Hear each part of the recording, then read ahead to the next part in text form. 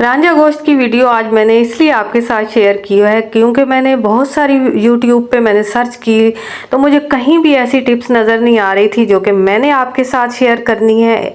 अगर आप रांझा गोश्त आपने पहले बनाया है तो आप ज़रूर मेरे जैसा ट्राई करें क्योंकि ये ज़्यादा फ्लफ़ी यमी और क्रिस्पी सा बनेगा। अस्सलाम वालेकुम एवरीवन, आई होप कि आप सब खैरियत से होंगे। अल्हम्दुलिल्लाह मैं भी खैरियत से हूँ। चलते हैं अपनी वीडियो की तरफ क्योंकि टाइम बिल्कुल थोड़ा सा है और आज एक मज़े की रेसिपी मैंने आपके साथ शेयर करनी है। यहाँ पे आपने देखा कि सबसे पहले मैंने 2 केजी के बराबर मेरे पास ये बीफ है, इसको अच्छे से मैंने वॉश कर लिया है। इसमें हड्डी वाला गोश्त भी है और हड्डी के बिना भी है। थोड़ी सी इसमें चर्बी वाला गोश्त आपने लेना है। यहाँ पे जैसे मैंने इसको वॉश किया, स्ट्रेनर के अंदर रख लिया, अच्छे से पानी इसका ड्रेन हो गया तो मैंने इसमें फ्रेश जिंजर गार्लिक इसमें ऐड करके इसको तकरीबन इसमें नमक लगा के 10 से 15 मिनट के लिए मैंने इसको छोड़ दिया था। यहाँ पे आपने 10 से 15 मिनट का स्टे इसको ज़रूर देना है।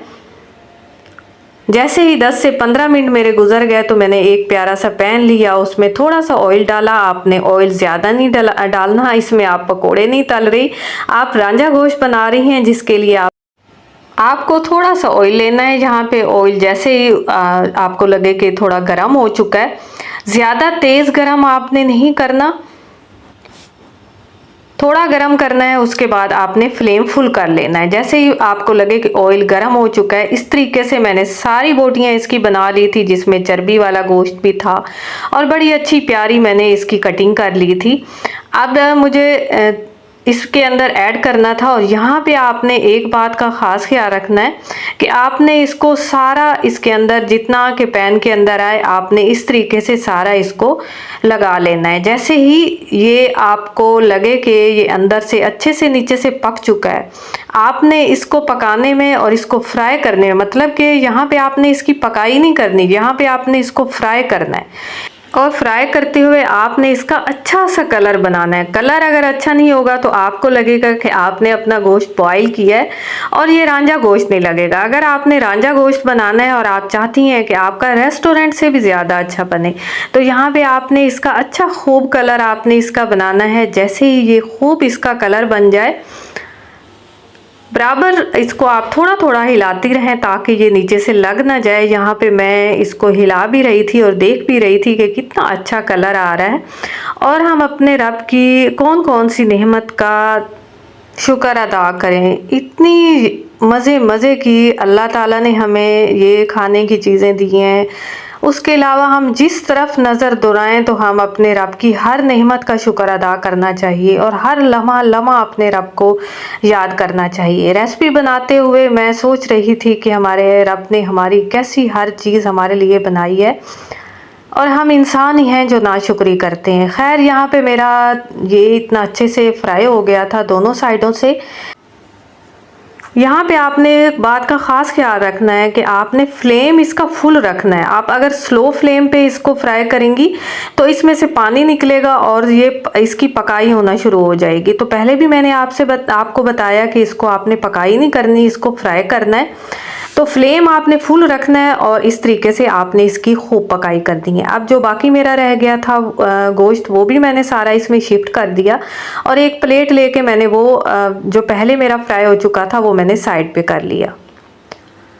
फ्लेम आपको मैं बार बार यही कहूँगी कि आपने फ्लेम को फुल रखना है ताकि इसका कलर बड़ा अच्छे से आए। अगर कलर इसका अच्छा होगा तो आपको लगेगा कि आपने कितना मज़े का ये वाला रांझा गोश्त बनाया है। मैंने जब ये बनाया तो बच्चों ने जब इसको इंजॉय किया तो यकीन जाने बड़ा मज़े का बना था। और जब भी मैं बच्चों से पूछती हूँ कि बेटा आज, क्योंकि ये 2 दिन हो चुके हैं मैंने इसको बनाया है और रेसिपी में आज डाल रही हूँ,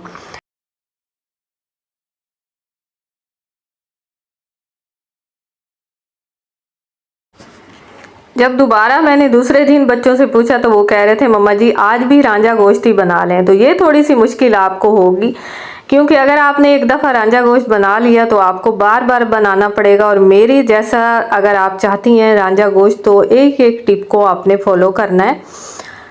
अब यहाँ पे सारा जितना भी था वो मेरे पास बाकी गोश्त बचा हुआ था, बारी बारी मैंने उसको इस तरीके से फ्राई किया और बिल्कुल लाइट सा मैंने ऑयल इसमें ऐड डाल रही थी जो कि जस्ट इसको फ्राई ही कर रहा था। अब यहाँ पे हमारा मुश्किल काम हो गया। फ्राई करने तक हमें थोड़ी सी थकावट फील होती है और मुश्किल होती है, क्योंकि गर्मी शदीद पड़ रही है और चूल्हे के पास खड़ा होना बहुत मुश्किल है। जस्ट हमें यहाँ पे गोश्त को फ्राई करते हुए थोड़ा सा मुश्किल होगी, लेकिन उसके बाद अब आपका काम आसान हो गया। और आगे जब आप इसको 3 घंटे के लिए आपने इसको कुकर के अंदर रख के आराम से अपने बाकी काम कर लेने हैं। जैसा कि पहले भी मैंने आपसे कहा कि अब काम हमारा हो गया आसान और मज़े की रेसिपी भी हमारी रेडी होने वाली है। यहाँ पे एल्युमिनियम फॉइल मैंने ली, उसको एक ट्रे के अंदर लगा लिया और साथ मैंने बटर पेपर लगाया। इस तरीके से आपने सारा बटर पेपर और एल्युमिनियम फॉइल लगा लेनी है और उसके बाद जितना भी आपके पास गोश्त जो कि फ्राई हो चुका है वो आपने इसके अंदर डाल देना है। यहाँ पे आपने ख्याल करना है कि इसमें से कहीं कोई रस थोड़ा सा निकल के नीचे ना जाए, क्योंकि अब हमने कुकर के अंदर इसको डालना है। और जितना भी मेरा प्लेट के अंदर थोड़ा मॉइस्चराइज बचा हुआ था वो सारा मैंने इसके अंदर ऐड कर लिया। यहाँ पे आपने इसी बात का ख़ास ख्याल रखना है कि आपने इसको उल्टा के नहीं रखना, फॉइल को सीधा और ऊपर से अच्छे से कवर करके आपने रख देना है, ताकि गोश्त का जितना भी रस है वो नीचे ना जाए, वो गोश्त के अंदर ही रच बस जाए। अब 3 घंटे के लिए आपने इसको कुकर के अंदर लगा देना है। यहाँ पे मैंने हरी मिर्चें इसमें थोड़ी सी ऐड कर ली थी, क्योंकि हरी मिर्चें बहुत ज़बरदस्त इसका फ्लेवर बनाती हैं। साथ में थोड़ी सी मैंने अदरक बारीक उसकी कटिंग करके वो भी मैंने इसमें ऐड कर ली थी। ब्लैक पेपर मैंने इसमें ऐड किया था और थोड़ा सा मैंने नमक यहाँ पे मैंने इसके ऊपर स्प्रेड कर लिया था। इस तरीके से आपने इसको सारा कवर कर लेना है। और कवर करने के बाद जैसा कि पहले भी मैंने आपसे कहा कि आपने इसको उल्टा नहीं देना, बिल्कुल सीधा करके रखना है और अच्छे से कवर करके रखना है कि कहीं से भी आपकी जो है इसमें से जितना भी पानी है वो नीचे ना जाए। तो मेरे पास स्टीमर नहीं था, मैंने इस तरह की एक बास्केट ली और उसको इसके अंदर लगा दिया। यहाँ पे मेरे से ये गलती हो गई थी कि मैंने इसको उल्टा के रख दिया था, लेकिन थोड़ी देर के बाद जब मैंने सोचा तो मैंने इसको सीधा कर दिया, क्योंकि ये भूल के मैंने लगाया था। आपने ये गलती बिल्कुल नहीं करनी। अब मैंने ऐसे इसके अंदर आपने देखा कि मैंने कोई पानी नहीं डाला, कोई इसमें ऑयल नहीं डाला, जस्ट मैंने इसके अंदर सारा बीफ रख दिया है और वो भी एल्युमिनियम फॉइल के अंदर। अब मैंने इसको ऊपर से कवर कर दिया है कुकर को और 3 घंटे के बाद जब मैंने देखा तो वाह ज़बरदस्त मेरा ये रेडी हो चुका था। इतनी नरम बोटी अंदर से थी और बाहर से क्रिस्पी हो चुका था कि ज़बरदस्त बना था। आप अगर इसको ट्राई करेंगी तो आपको ज़रूर यकीन आएगा कि ये कितना मज़े का बना है। और हरी मिर्चों का फ्लेवर भी बड़ा अच्छा लग रहा था और इतनी प्यारी खुशबू आ रही थी। आज तो पार्टी ही हो गई बच्चों की, और बच्चे कह रहे थे कि मम्मा इतना ज़बरदस्त बनाया है, बड़े से बड़े रेस्टोरेंट पे भी हमने इस जैसा नहीं खाया जैसा कि आपने बनाया है।